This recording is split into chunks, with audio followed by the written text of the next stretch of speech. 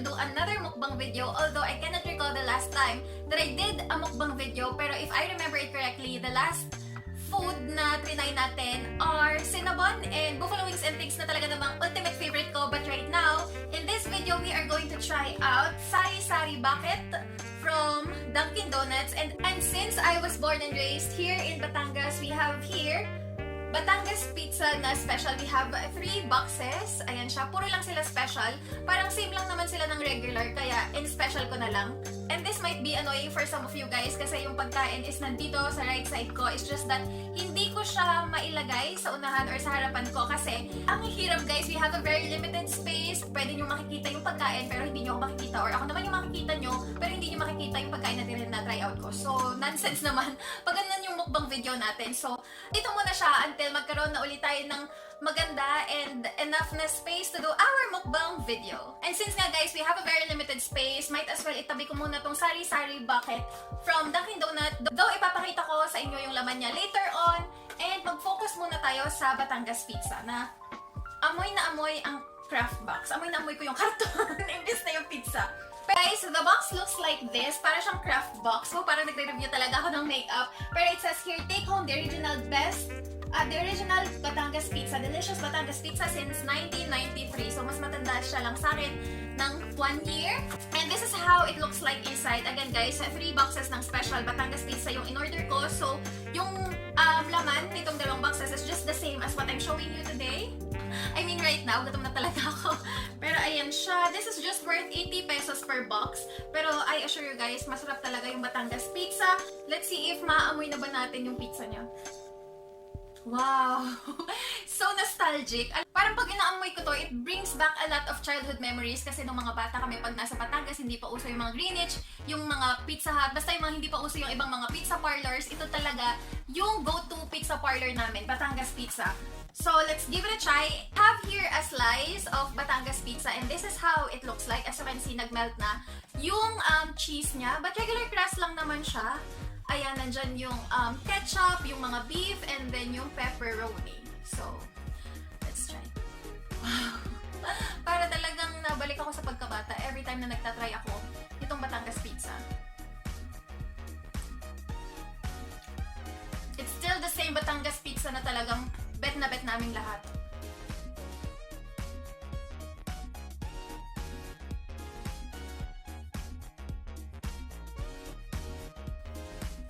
So good! By the way guys, disclaimer ha, before I held this food with my bare hands is nag-sanitizer muna ako. I have here the hand sanitizer from Pen Shop. Kahit ano namang hand sanitizer or alcohol yung gamitin nyo, kaya lang naman.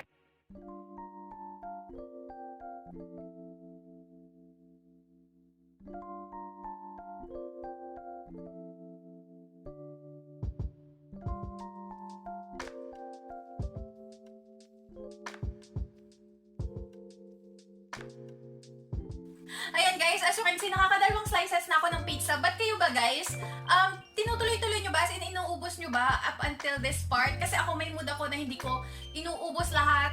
And may mood naman ako na ultimong ganito is kinakain ko talaga. Let's have another slice. And tingin ko guys, kaya ko talaga tong ubusin. Most especially pag gutom na gutom ako.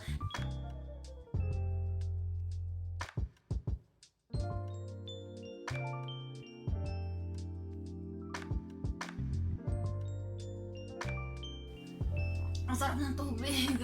Pretty sure guys, it has been more than a decade since I last tried or tasted Batangas Pizza. But the flavor is still the same. Siya pa rin yung talagang pizza na talagang gustong-gusto ng lahat ng mga taga-Batangas. Dami kasi guys na naglalabasan ng iba't ibang version. But hindi talaga as in sila lumapit sa flavor nitong Batangas Pizza na tinatry ko. Sa Batangas Pizza na tinatry natin ngayon for some reason.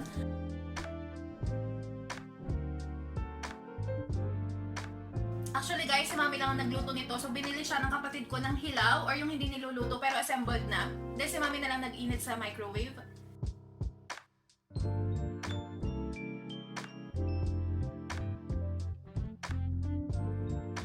And as you can see guys, don't mind this part kasi nandyan yung mga tira-tira ko. As you can see guys, I only have 4 pieces left. So this is my 5th slice already. And guys, if you are someone na talagang gutom na gutom, I mean famished, na walang gaanong budget, and mahilig kayo sa pizza, I highly suggest, and kung nandito din kayo sa Batangas guys, I highly suggest itong Batangas pizza. Kasi I have tried a lot of pizzas before. Nandyan yung SNR na per slice is, ano ba, siguro mga 99 pesos or sometimes more than that. Pero, babalik-balikan talagang Batangas pizza guys. I swear.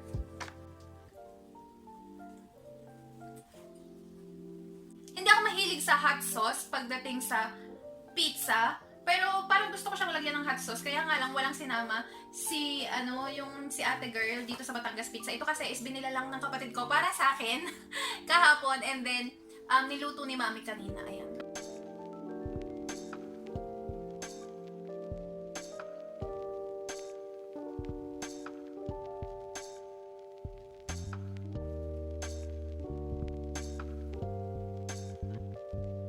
Yung iba kasi guys, ng mga pizza parlor, ang dami nilang flavor. Nandiyan yung Hawaiian, pepperoni, ano ba ba, basta sobrang dami. Pero ito kasi Batangas Pizza, same. Mamili ka lang kung special or regular. So ito nga guys, yung tinatry natin ngayon is special. Pero almost the same lang naman with the regular. But still, masarap pa rin siya guys, kahit mura lang.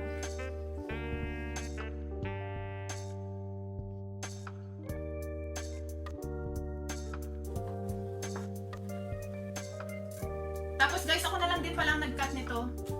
Parang hinati ko siya sa 8 slices, and we have 2 slices left. So pagpatungin na lang natin siya. And lagot ako guys pag nagkaroon or may mga crumbs na nagpata, kasi nandito ako sa kama mismo ng kapatid ko. Ayan, lalanggamin. Lalanggamin sa pagtulog.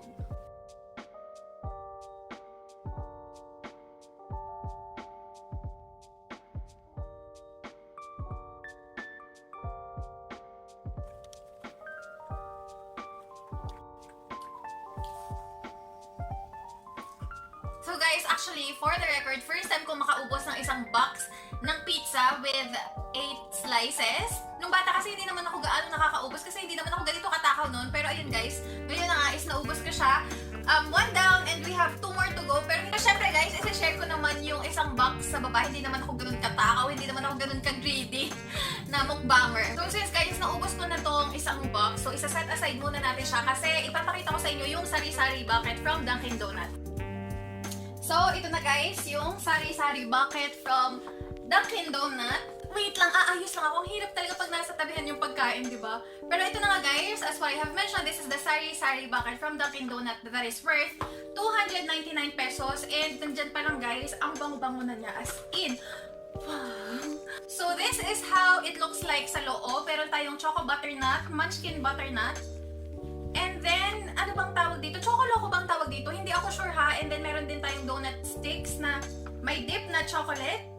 And meron din pala sa ilalim, yung parang munchkin butternut, pero ano bang tawag doon? I'm bad at explaining things, so ipapakita ko na lang sa inyo later on. Pero let's start with the choco butternut. And may kailangan lang ako tagasalo ng crumbs para hindi kami lang gamin dito later on. So, ito guys, yung tagasalo ng crumbs. Lalagay ko lang siya sa lap ko. Let's try this one, itong choco butternut na talagang favorite ng kahit sinong Pilipino. Wow! The best! Ang next naman nating itry is, never ko pa ito kasing natatry. First time ko siyang itatry in this video. Hindi ko alam kung anong tawag dito, pero donut siya filled with chocolate and meron din siyang sprinkles sa ibabaw. Meron din siyang, ano bang tawag dito? Meron din siyang filling. Bavarian filling sa loob niya. Ayan. Masarap! Pero siguro ito yung premium donut ng Dunkin' Donut. It's nice. It's good. And we have here munchkin butternut. Pag munchkin butternut guys, ayan, parang white sa loob. Kasi yung choco butternut, since na-choco siya, is darker siya sa loob. Mukha siyang wet-wet. But it tastes so good. So guys, ayan nga pala siya ng malapitan. Sorry, nabawasan ko na kasi nakalimutan ko ipakita sa inyo. Nung kumpleto pa, pero ayan siya guys, sa malapitan. I mean, it goes all the way through, as in sa bottom, meron pa rin siyang donut. So, super daming donut ang kakainin namin for today's video. Pero ito yung hindi ko na ma-explain kanina. Parang, ayan siya. Hindi ko alam kung anong tawag dito. Pero nakikita ko to and nakaka-try na din naman ako ng ganito. It's just that I forgot the name of this particular donut already. But, let's still give it a try. I mean, sakto lang kasi choco butternut is still the best flavor ng donut for me. Vibrant coffee is shaking. Ito naman guys, ang i-try natin, yung donut sticks. Ba yung tawag dito na nakadip sa isang chocolate flavor or sa chocolate dip. Medyo, siguro may dark chocolate to kasi taste ako ng pait sa kanya eh. Nag-overpower yung bitterness sa sweetness itong donut stick na to. I'm worried pa naman kasi konti na lang yung tubig ko dito. Tinatamad pa akong bumaba. Wait lang guys. Baka mabigla ako. Inom muna ako ng tubig. Everything tastes so good. Let's give this flavor another try. Kasi guys, masarap siya. First time ko lang siyang matikman. But then, feel ko on my next donut visit is kasama na to.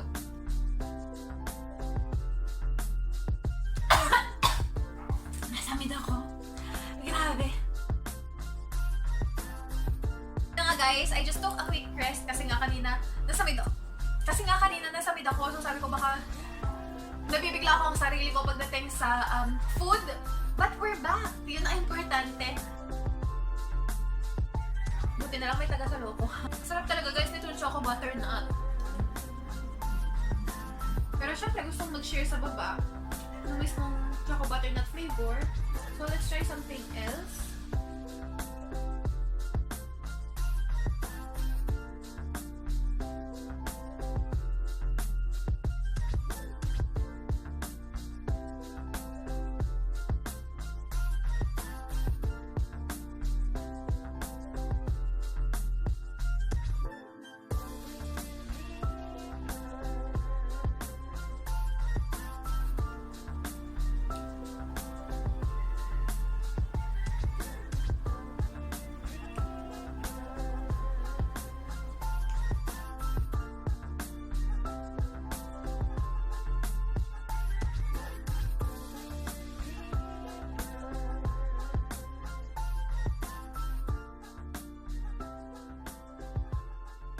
So, I have here another box of pizza, guys. And dito sa part na to, medyo nasunog siya. Kasi nga kami lang naman ang nag-experiment kung ilan bang minutes dapat pinapainit ang pizza.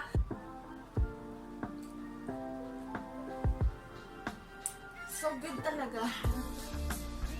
Naalala ko, guys, pag merong bibisitan sa bahay namin sa Mabini, is palagi silang may dalang ito, Batangas pizza or kung ano mang donut, ganyan.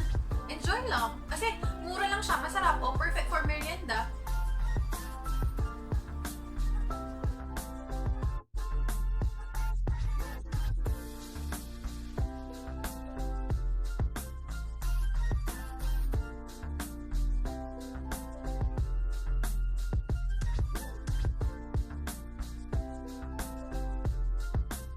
And guys, mag-share muna ako sa baba kasi saktong-sakto, merienda time na. Anong bang oras na? Siguro mga 3:30 or 4 p.m. na. Eh, perfect time para mag-merienda. So, bababa muna ako at i-share ko to sa kanila.